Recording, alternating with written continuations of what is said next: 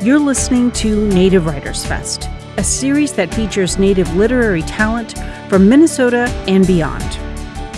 Native comedy is full of irony, jabs at stereotypes, and it's meant to make fun of sometimes painful subjects. Like the time famed comedian Charlie Hill took the stage at a comedy club in the 1980s, talking about sports teams using mascots in a derogatory way. Remember, this was way before the recent name controversy with the Washington team. Then they'll make you mascots at ball games, and then you'll feel, all right? I mean, I watched the Super Bowl. I was for the Washington team, but the Redskins, I mean, the team is great. I like Riggins and all, but the Redskins, right? Well, mascots, Redskins, Braves, Bucks, the Chiefs, I'd like to see the Kansas City Caucasians. That would be kind of, white guy out there wearing a leisure suit. The thing is, he made people laugh about a subject that today is cause for protest. Dene comedian Marc Yaffee and Red Lake Ojibwe comedian John Roberts are following in Hill's footsteps with their brand of sharp comedy that sometimes pokes fun at painful truths while making you laugh out loud. KBFT brought both Yaffee and Roberts to Net Lake for a recent Native comedy night. Natives in the house, we are going to party like it's 1491. Let's go, people. Marc Yaffee hasn't had what you would call a traditional career. Mexico. His first comedy gig was at a traffic school in Southern California. He then went on to take a stand-up comedy class and eventually performed. I did a show, first show I did in front of like 10 people, and like 2 people laughed, and I said, hey, this is fun. So yeah, I didn't let those other 8 people stop me. Took off from there, been to 43 states, 11 countries, performed on a flatbed in the middle of the desert in Iraq for Marines, got my head shaved while I was doing that, and got to do a show on Alaska Airlines for passengers on the way to the World Eskimo Indian Olympics in Fairbanks, and I've done shows in the middle of the South Pacific on a giant rock in the Sierras for a tribal gathering. So it's been I haven't had a traditional career necessarily, but I've had a lot of fun. Today, Yaffee makes a lot of people laugh with his brand of sharp humor that takes aim at social issues while having a good time. Yaffee grew up in Southern California. He was adopted and didn't learn about his Dene heritage until he was 25. He got a letter from his mother along with pictures that arrived at his work, the Department of Motor Vehicles. Sent me this big envelope and pictures of my mom and my dad, and his family came from Gallup area. And worked our way to Los Angeles, and then gave me kind of the whole history, and we stayed in touch till she passed away, and I have half brother, half sister. And even though he's experienced success in his career, there still have been some challenges. One is just being known as a Native comedian.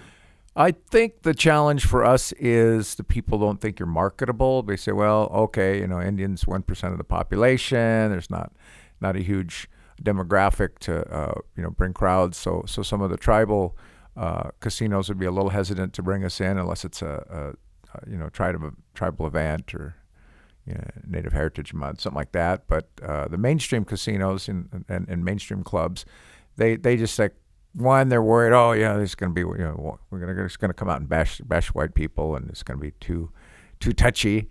And 2, people they just don't know if you're a draw. But he said he's worked the label Native comedian to his advantage. So I think it's all in the fact that people are respectful by and large in Native culture. I guess maybe it's just the times, and now I guess Indians are in. Tanya Jo Hall, are we live? Yeah. Oh, hello. My name is John Roberts from the Red Lake Nation, full-blooded Ojibwe. I'm a married father of 12. Yes, 12 kids. I do know most of their names. I've been doing comedy since 2009. John Roberts was inspired by his Uncle Joe. He said his Uncle Joe used to diffuse tense situations, like the time they were all in a tornado shelter together.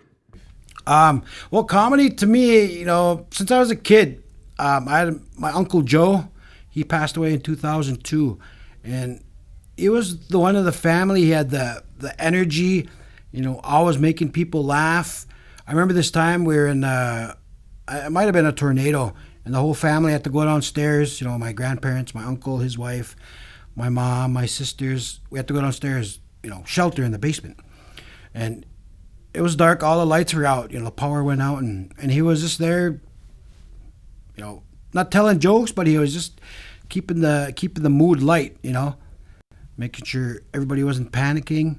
And it was just, I was thinking, man, that's somebody you need in intense situations to, lighten the mood so people aren't scared, and keep them calm so they don't, whatever. Roberts grew up in South Minneapolis at the native housing development known as Little Earth of United Tribes. Today, his life revolves around his kids and being a foster parent. Trying to make my res a little bit better by contributing the best I can. I used to be a volunteer softball coach, baseball coach for about, I think, it might have been 10, 11 years. Yeah, just pretty much keeping busy, trying to be a positive influence on the nation, 4 years ago, Roberts teamed up with fellow comedian Robert Fairbanks, where they embarked on a trip to Hollywood for a documentary called Res Comedy. To be in northern Minnesota and to call yourself a stand-up comedian, well, it sounds like a movie premise.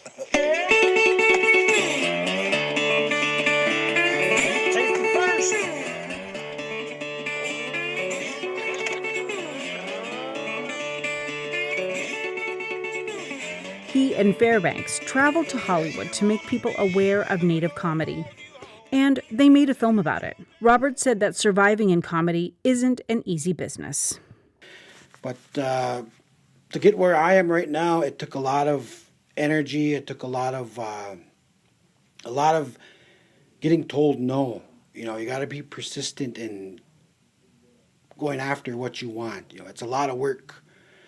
I've gone down to Minneapolis so many times for 3 to 5 minutes of stage time, come back home and I'm done. And a lot of people telling me that don't understand it. They say, why are you doing that? It's not even worth it. And the way I see it is, I got to get my foot in the door. People are going to notice the work I'm putting in. And it's getting to that point now where people that are in comedy, they realize that it's a lot of work to get to, where the big names are.